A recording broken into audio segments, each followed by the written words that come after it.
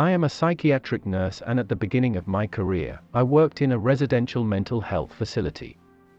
One of our residents was a checksum, which meant that he couldn't speak, but there were no medical reasons behind it.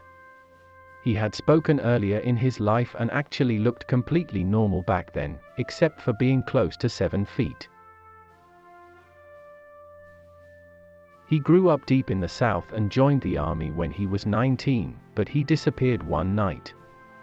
He was declared uninterrupted, and in the end he was declared dead and lost.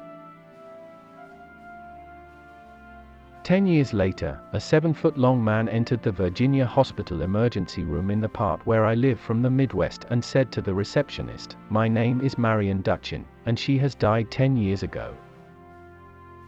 Those were the last words he had ever said.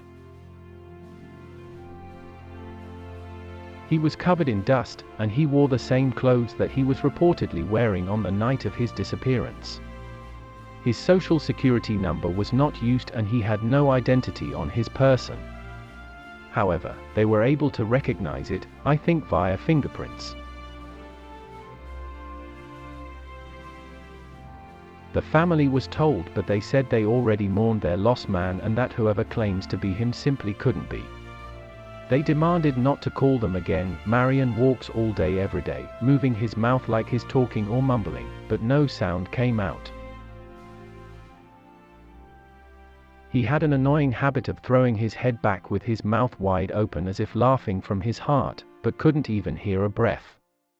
If you talk to him, he seems to listen, periodically throwing his head back in a way that mimics laughter.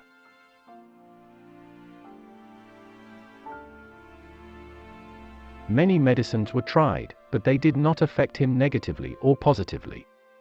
The professional treatment did nothing because Marion was just smiling, and unless he was asked to stay in place, he would wake up and start speeding again.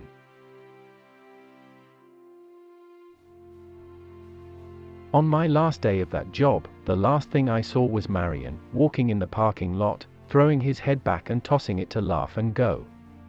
I wondered later if I was dealing all along with a ghost. After all these years, I still do not know.